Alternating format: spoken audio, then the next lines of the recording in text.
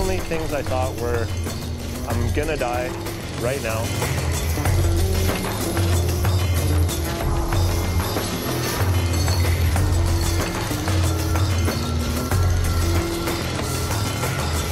You're looking over the edge and just seeing the sheer, massive, raw power.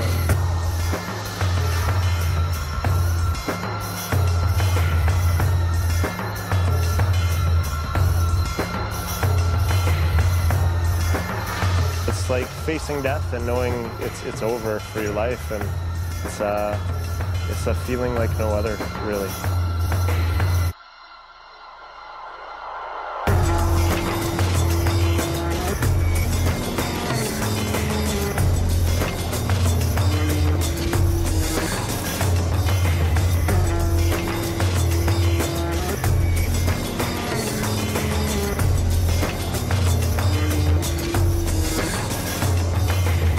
There's nothing you can do.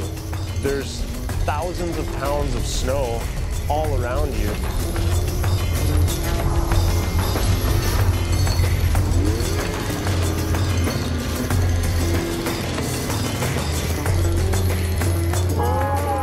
Big Abby!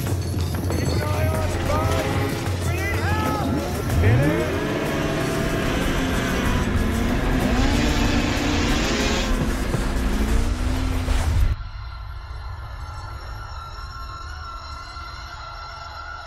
Deep breath again.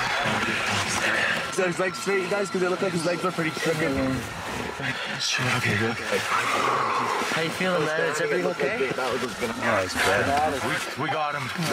Scotty, we got him, man. He's out. He's alive.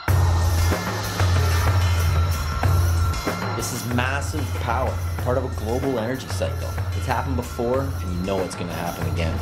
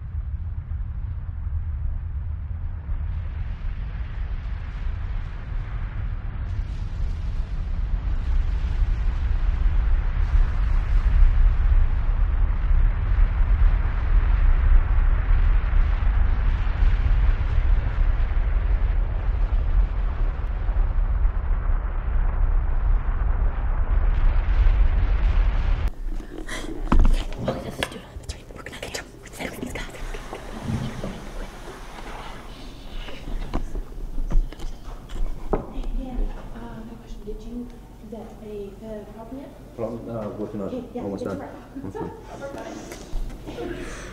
3, 2, 1, drop it.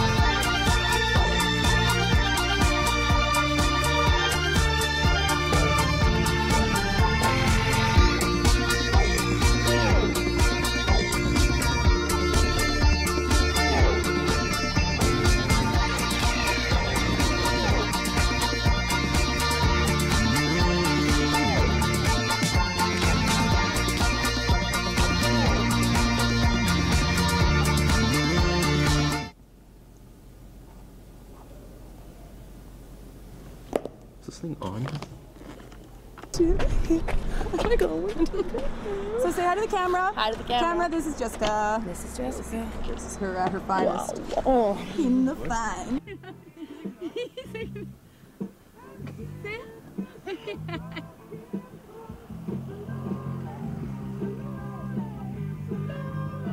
Now it's just embarrassing. Oh, yo, dude, sun's coming out. Oh, it's so nice. hey, you know, sun's coming out. I'm thinking we might want to hit up. Look at Chick. Look.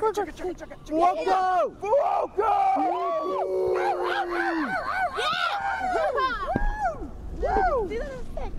Yeah! Okay, here's the situation. 5,000 million years ago, planet Earth was formed. There was one tremendous ocean and one supercontinent known as Pangea. Somehow, life had formed. The dangerous dragon-like Dinosophilia, mammalian theraseptoids, and paleodictyopteroids battled for supremacy. Meanwhile, tectonic plates collided, forming various volcanoes. There was an astonishing array of animals alike, but this was survival of the fittest, and for many years, the dragons ruled the globe. Meanwhile, the supercontinent split apart. Tectonic drift carried landmasses around the planet and caused the formation of even more marvelous mountains. Suddenly, a massive meteorite struck the Earth, causing puny particles to obscure the sun. The dinosaurs became extinct. An ice age grew glorious glaciers and giant icebergs, but when the dust dissipated, a diversified display of life forms emerged. Of course, battles began for the terrific title of the most torrid, titillating, and untoppable. Somehow, the monkey discovered technology. With this discovery, his former adversaries were no longer viable and fell victim to a ruthless wrath of rage. Ice ages left, glaciers receded, life came and went, and oceans evaporated into clouds and blew abroad, causing sensational storms in the mountains. But the monkey survived using technology as a fantastic advantage. With his newfound fabulous freedoms, the monarching monkey discovered enjoyable new activities and developed technologies allowing him to explore the planet's enigmatic environments and bring glee and great joy. Eventually, the planet's environments were not enough, and the monkey developed a rocket ship to explore the final frontier. He also invented the photographic camera, which would forever change the way we view the world. In 776 BC, competitive sporting began with the first Olympic Games. In the late 1400s, Leonardo da Vinci creates artistic masterpieces and invents military applications such as tanks, weapons, and a very primitive helicopter. Hawaiian natives were recorded surfing waves in 1778 by Captain Cook. In 1888, Louis Laprince invented the first motion picture camera. Mountaineering became sexy in the late 1800s, and this led to the invention of the first powder ski by Sondre Norheim in 1870. The first functioning helicopter was created in 1906 by the Breguet brothers, which soon began working for military applications. Russian Igor Sikorsky combined the ski with engine technology to produce some of the first snowmobiles. By the 1960s, recreational extreme snowsporting had gained popularity. In 1965, Sherman Poppin invented the Snerver, a bindingless snowboard soon to have bindings added by Jake Burton in 1979. By the 1980s, the popularization of extreme snow sporting was amplified by the use of cameras and helicopters to document fantastic action snow sporting in the mountains. The mountaineering influenced skiers preferred yellow one-piece suits and dreamy electric guitar riffs in their films, and the skateboard influenced snowboarders preferred punk rock and overtly oversized apparel.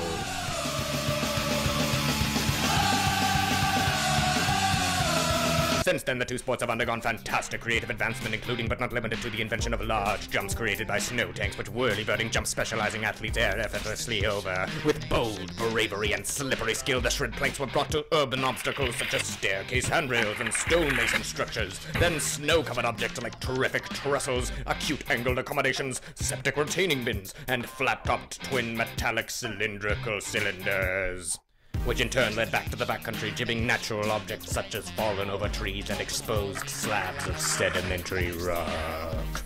With the implementation of publicized competitive events, the modern-day professional extreme snow sporting athlete was born.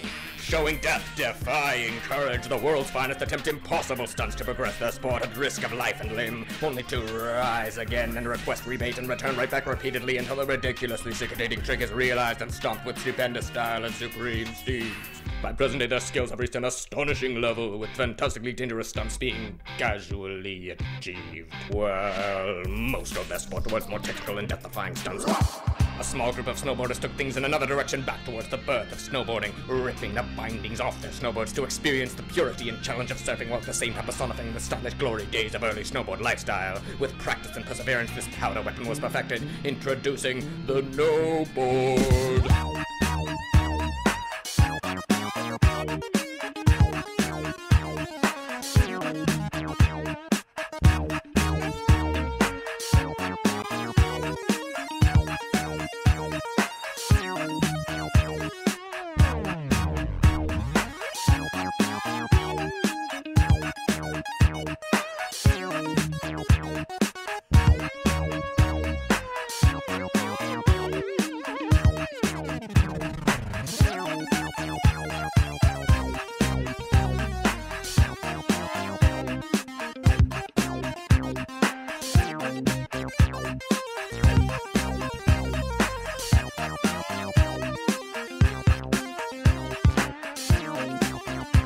Both skiing and snowboarding evolved to become extremely similar. For reasons uncertain, a social rift developed between the two subcultures. No.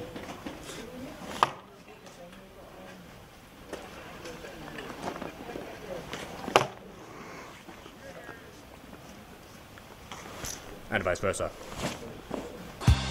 And now, at present day, media companies use technology in the form of cameras, snowmobiles, powder-modified shred planks, and a minimum of 2 helicopters to chase around each other, filming each other while dropping extreme snow-sporting athletes on volcanic and sedimentary mountains to shred powder lines and do tricks or jibs off natural features, all to promote the glamorous lifestyle of backcountry extreme snowsporting in astonishing and amazing action sports films.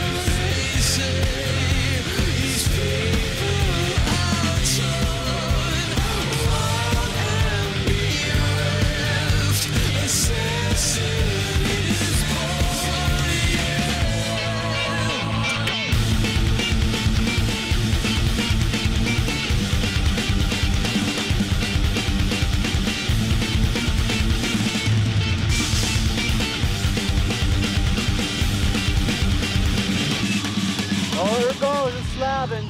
Shit.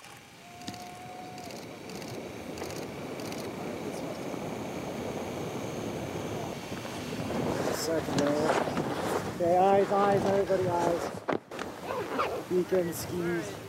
You see him out? Where is he? He's right there. He's okay. He's moving. Everything okay over there? Well, dude, we're out of here. Yeah. Avalanches in modern ski movies are kind of a weird thing. You see them a lot, and you rarely see the consequences or how it happened. You never see people talking about what went wrong.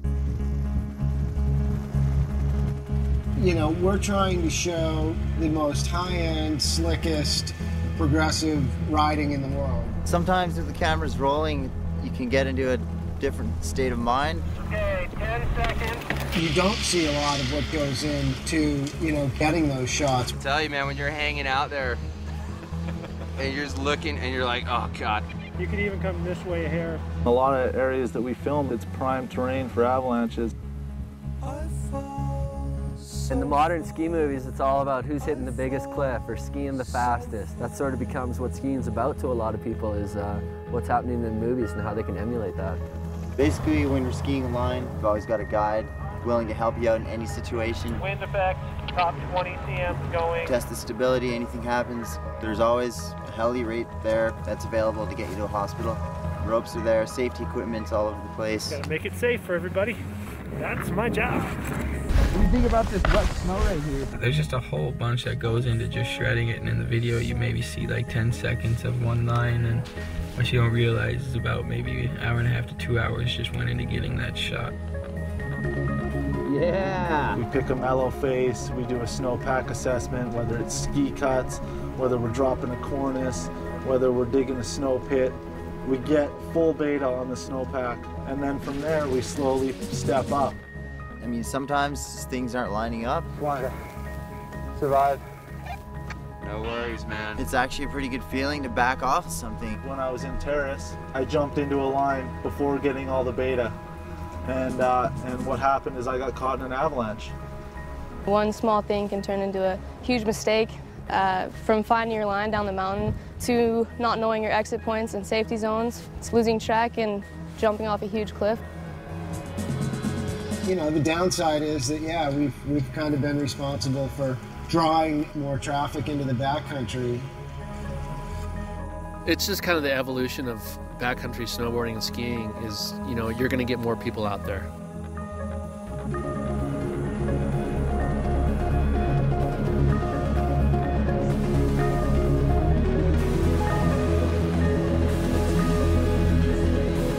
It's really easy to get to the backcountry for people on snowmobiles.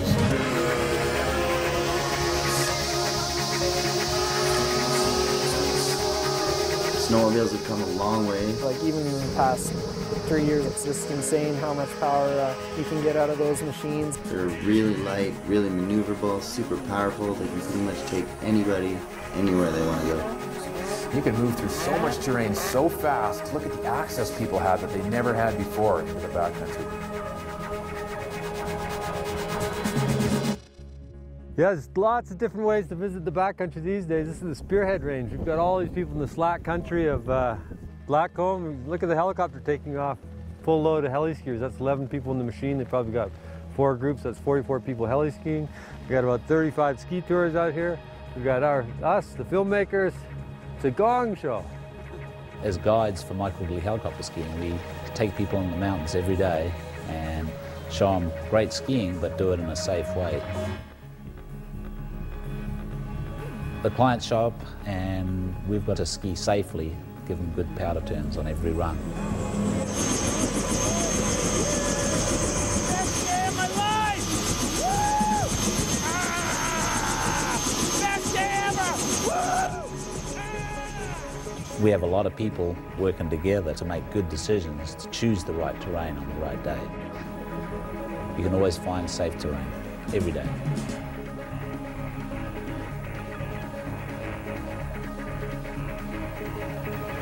And I think it did step up there. Do you see the fracture coming up from here? Yeah, it's kind of straight. So this is the Bow Summit study plot. This is one of our 4 study plots that we come to all winter. This is where we monitor changes within the snowpack.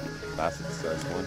And we take this information at the end of the day, we'll go back, we'll collaborate with our colleagues, and we'll construct the Avalanche Bulletin at 4 p.m. every day. The public can get onto the internet and monitor those same changes daily in our Avalanche Bulletin.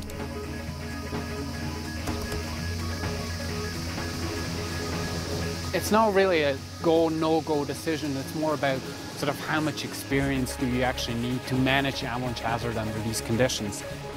Inbounds, you have paid professionals that are keeping you safe. They are doing all the avalanche control, taking away that risk for you. And that's why inbound skiing is the main way most people ski. As soon as you're out of bounds, you're responsible for avalanche danger and for keeping yourself safe in avalanche terrain. And that's a huge leap from the inbounds. This is the difference between inbounds and out of bounds. Out of bounds, inbounds. Shots inbounds where we've been doing control work. No results outside the area boundary. One shot. And the entire slope avalanched.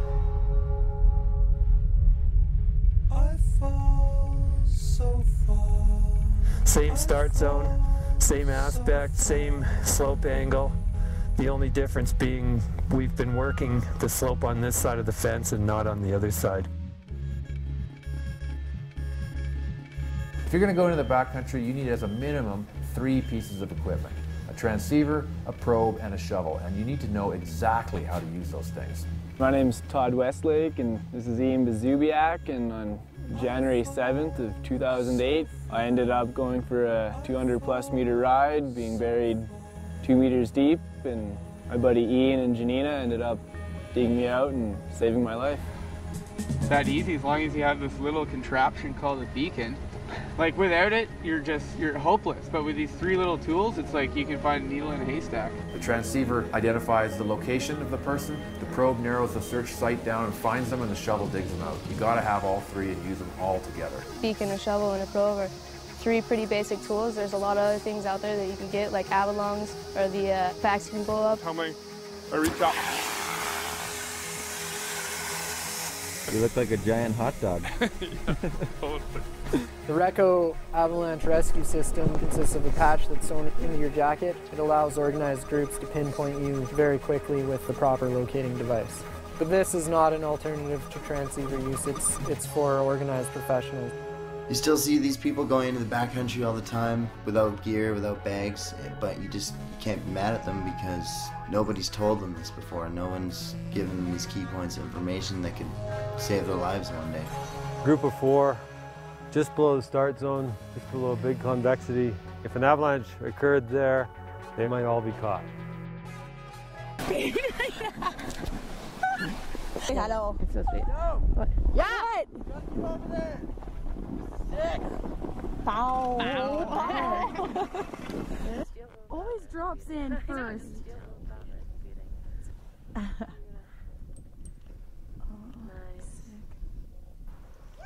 Yeah, buddy!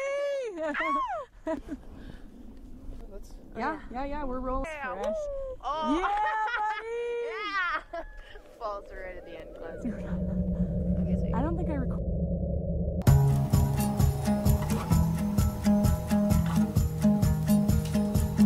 Change in the mountains, in the backcountry, is happening all the time. Not just day by day, but hour by hour. She told me to stay or go away. Just the smallest little changes create huge circumstances. 2 big contributors to the avalanche hazard are the sun and the wind.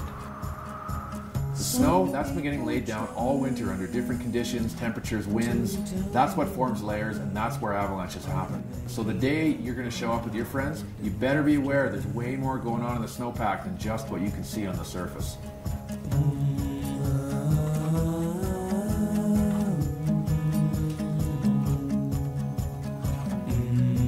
The mountains are giving you visible clues of where avalanches are likely to run, so it's your job to be able to look up and see those clues. Every single mountain is different. Every single mountain has a different juxtaposition of ridges and gullies and convexities and concavities. You can be 5 feet to one side and be completely safe, and then you take 2 steps and it's all over.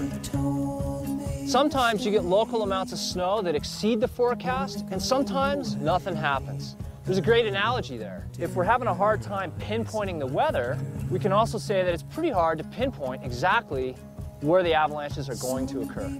It's a real puzzle to figure out the safe route up, or the best ski line down, or where the best pocket of snow might be. And you've got to just look at the terrain and really analyze it carefully. We have to stick the snow on the terrain in our mind, visualize it, and travel our way through it where we minimize our risk so we're not in the line of fire of an avalanche. Avalanches are a frightening phenomenon, but they're also fascinating. And there's a fair bit of science behind it, and there's a lot to learn. And you can do that. You can learn how they work, and you can find ways to travel safely through the mountains if you put the time in. I've been doing this for 24 years now, and I'm still learning. I'm learning about snowpack, and I'm learning about terrain. It just takes time. You know how to interpret the avalanche bulletins. You know how to decide on your exact position in the mountains by being able to recognize avalanche terrain and the common trigger points. You know about aspect and how to move safely as a group. You can stick your hands in the snow and use the observations throughout the day to predict slides. And you know exactly how to use your beacon, probe, and shovel. There's so much to learn, but once you get it, you can shred plow every single day and only ever expose yourself to a very reasonable amount of risk. Sure, we are fond of ski, so that's why we want to go to mountains.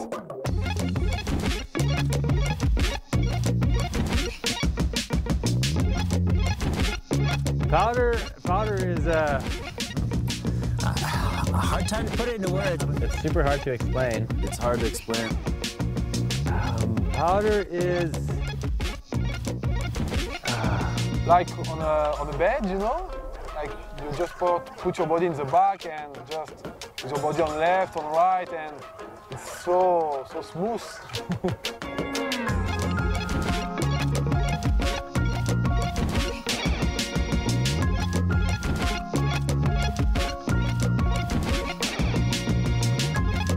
Going and being in the mountains and getting those rushes, it gives you life. Like, you're flying down a mountain, it feels like you're floating on air. There's this soft, fluffy stuff pounding you in the face. You're looking down something that's super steep and you're just like, ah, you're so excited, man, because it's the best feeling you can get.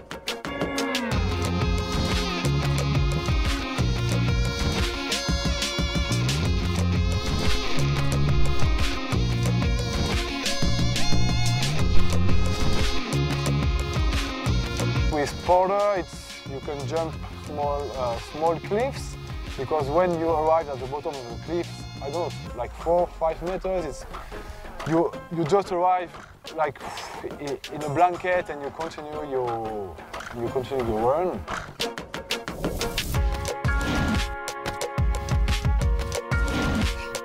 Yeah, it's amazing actually, because you know, underneath all this powder, all this snow is just like crazy terrain, like rocks and trees, and it's just amazing that you can actually float through it on these snowboards or skis and still just like have this amazing, like euphoric sort of feeling.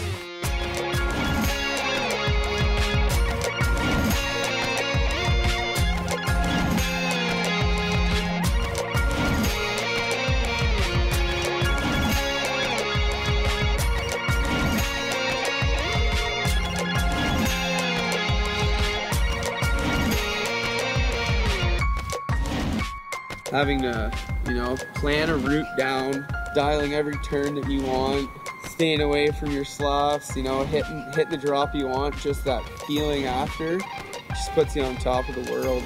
Nothing beats it. Looking down and not being able to see the bottom and being certain of where you have to go and what you have to do, but at the same time being scared and having butterflies and being able to overcome that and do what needs to be done, you know, make all the right decisions and get to the bottom and look back up and give your friend a high five. That's priceless. I can name some of my best moments in my life, and those are definitely most of them.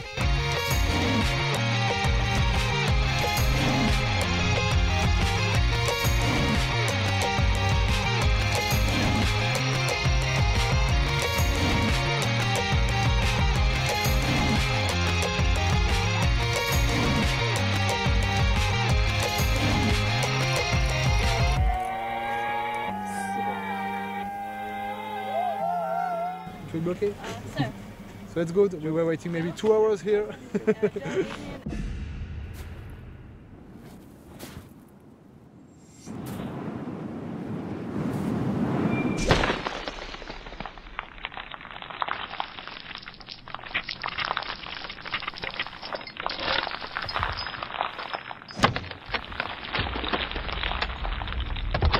Main dangers of ice climbing are obviously falling off.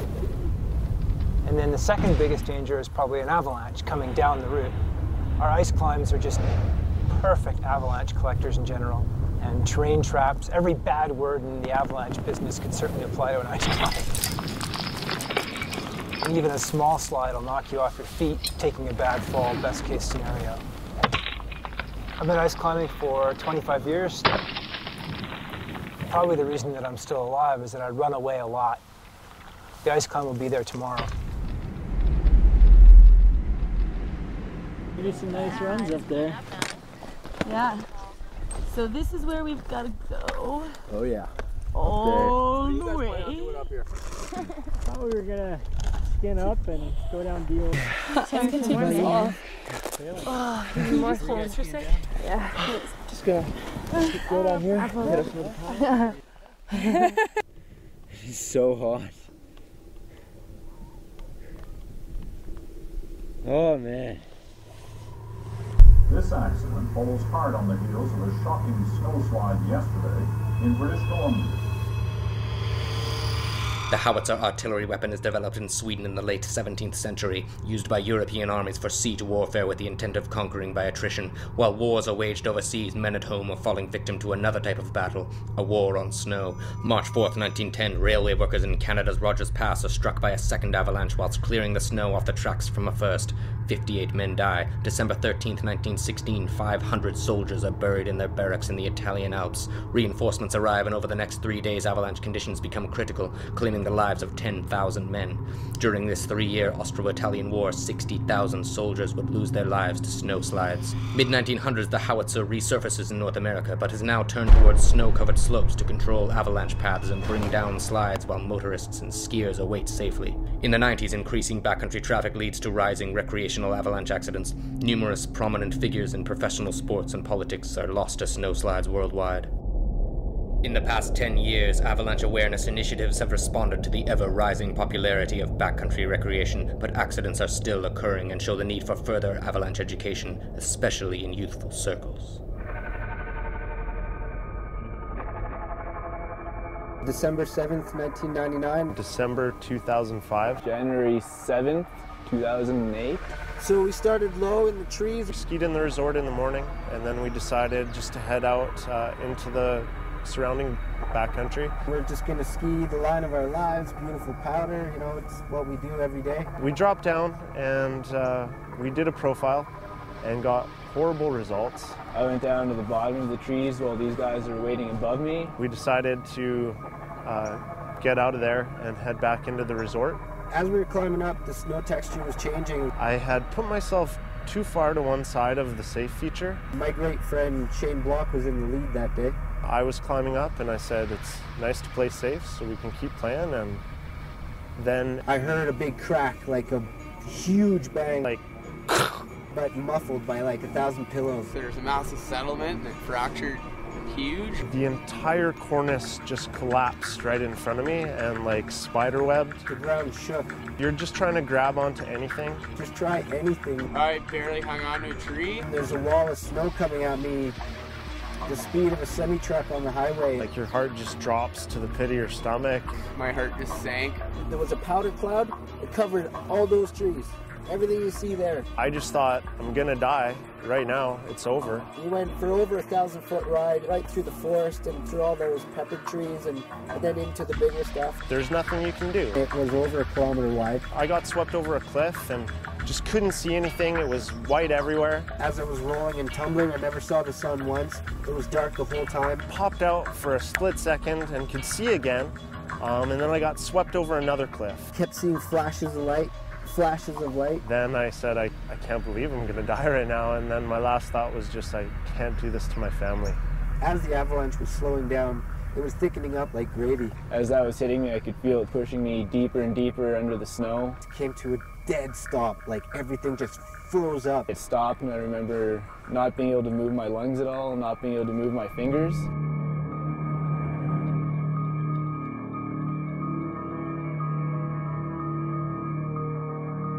Passed out right there. My head flings up, and just my head is sticking out of the snow. My head and my right arm. I couldn't breathe at all.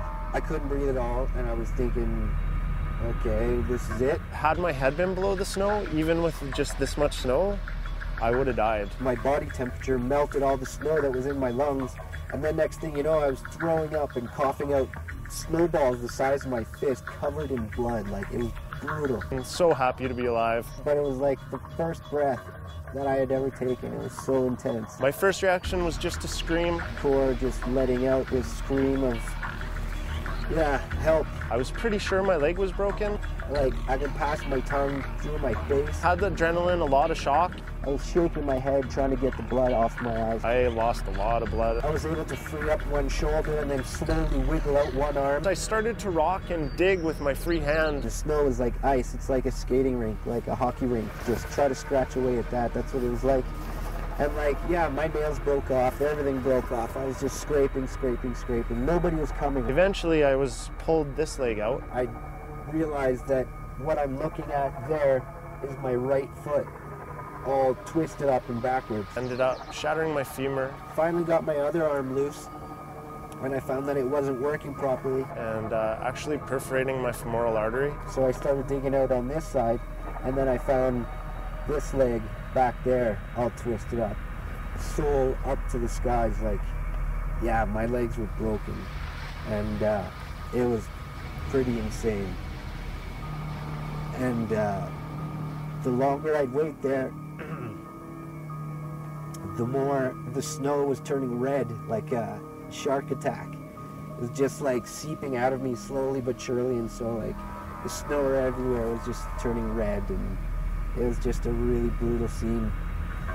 They had a radio and dispatched the patrol, and they sent in a helicopter, and they saved my life. Next thing you know, I could hear people skinning up. I could hear voices all around. 5 or 6 of them ran out. I noticed my good buddy, Scott Newsom, is one of the guys on the rescue team. He ski tours right up to me, and he's going, "Are you okay, buddy? Are you okay?" And I'm looking at him going, "Scott, it's me, it's me."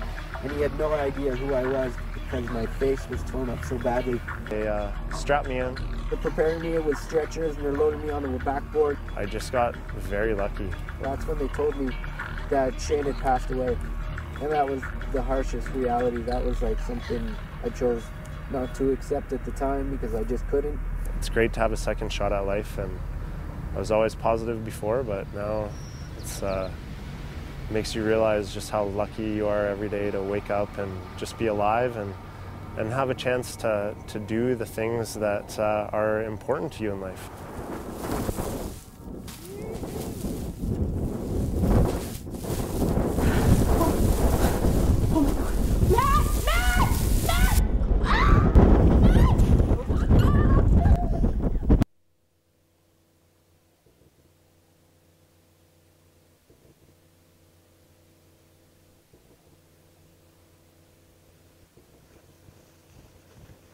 Matt!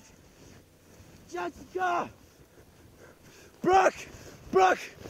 Come on! Come on, camera! Come on! No. Oh! It's nothing! Come on! Matt! Jessica! Somebody! Oh, oh, oh, come on! Come on, Matt! Matt!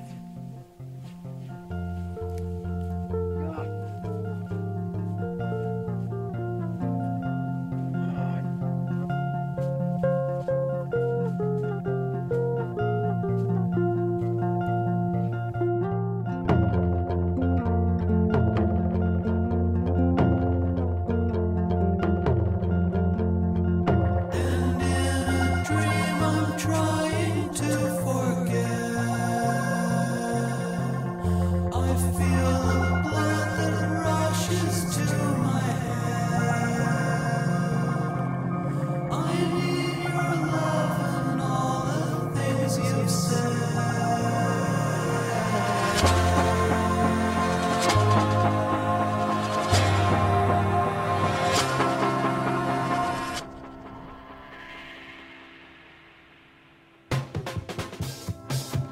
Risk is hard to talk about. This is life. I mean, everybody has to have some relationship with risk, and if you know what you're doing, it can greatly enrich your life, but it's when you don't understand the amount of risk you're getting into that things can go wrong. I was snowboarding like a machine. I was just taking risks that were, you know, in retrospect, kind of stupid, and nah, that's not true, man. They're all wicked risks. I wouldn't trade them for anything in the world. You can go wherever you want, and it's like you literally can go wherever you want. The world is your playground.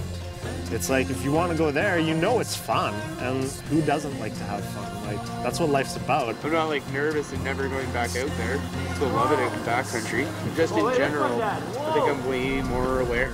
Friends will pass away, accidents will happen, but we keep getting drawn and we can't stop. And so that power is, you know, bigger than what I can describe.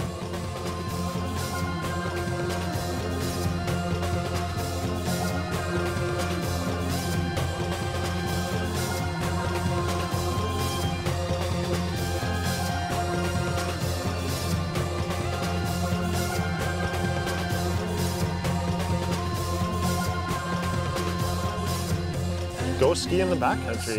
It's awesome, it's fun, and you'll love it. My advice before doing any of that is get proper hands-on training. I don't think it's something to be afraid of, it's something to respect and to learn the methods to manage it. Let's take Tom Burt as an example. Tom Burt's a legendary snowboarder. He's one of the founding members of the sport of snowboarding. He started snowboarding in the early 80s. He was one of the guys up here opening up all the terrain up in Alaska back in the early mid-90s. This guy's been pushing big mountain snowboarding for 25 years, and he's still shredding some of the gnarliest lines in Alaska. He's used his knowledge and experience the right ways to survive and keep doing it to this day.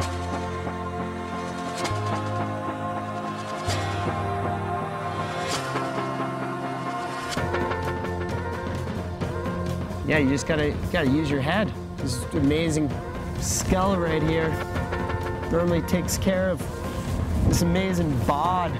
Every mountain and couloir and cliff, it has the right type of conditions where you can get out there and get after it. But knowing when is super important. The biggest problem people in general have when they want to learn something is that they don't know how to learn or who to ask or where to get the experience. Reading a book is a good part of getting that. It's not good enough. Watching this film isn't good enough. The only thing that's good enough is getting out there and getting hands-on experience. I think the best way is to sign up for a certified course. Not only is it going to save your life in the long run, it's going to be fun.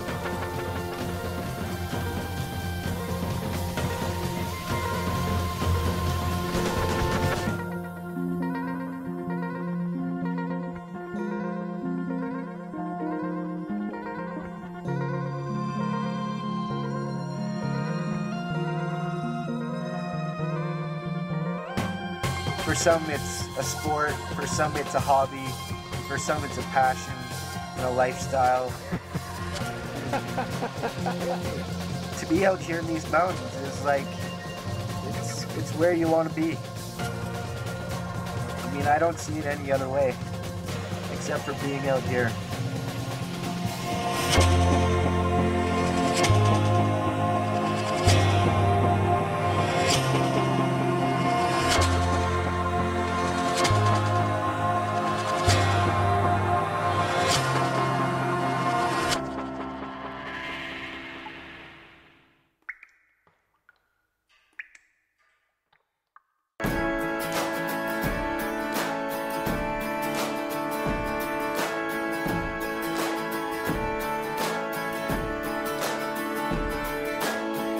I got out of bed today, swear to God couldn't see my face. I got out of bed today, just staring at a ghost who forgot to float away. Didn't have all that much to say, wouldn't even tell me his own name. And where'd my body go? Where'd my body go? Africa or Mexico? Where'd my body go?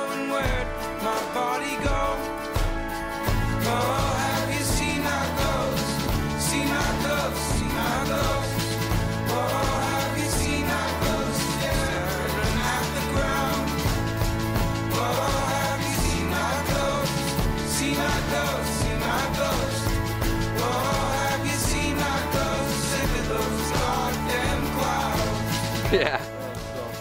And you're like, trust the rope.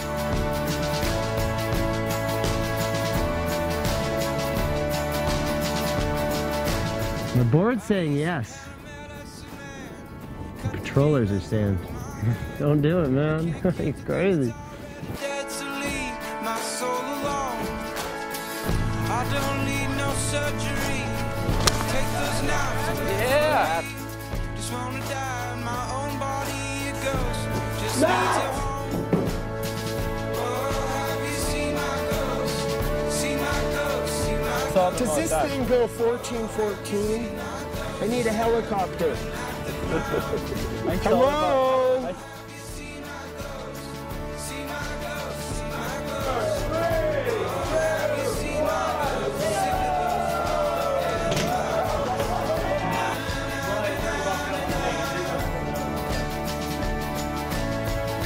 Uh-oh, snowboard disaster coming in.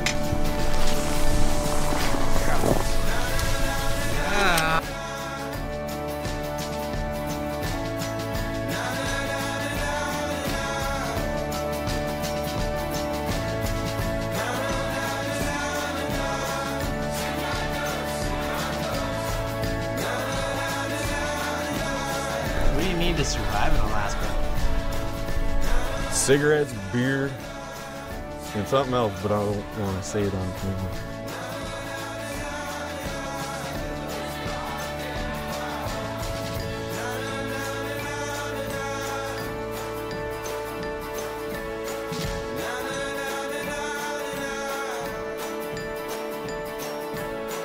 We're talking about 1.5 meters of fresh.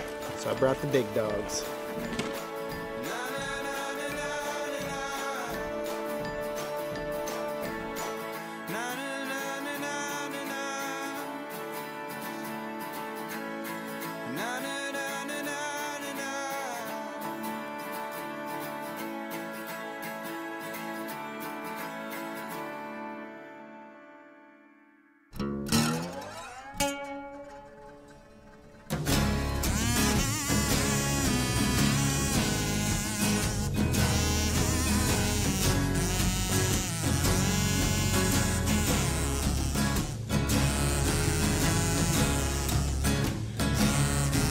If you can get out climbing and get outside in the winter and experience these cool places in the world, then that's worthwhile, and that for me is worth the risk.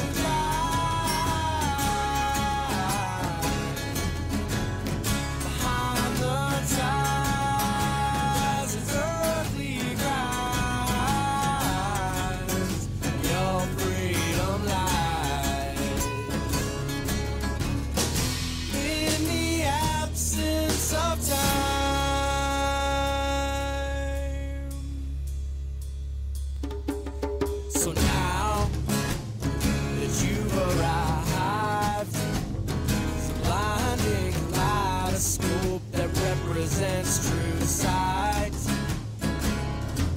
So you'll focus now your mind, and seeing glorious was your plight. Behind the sky.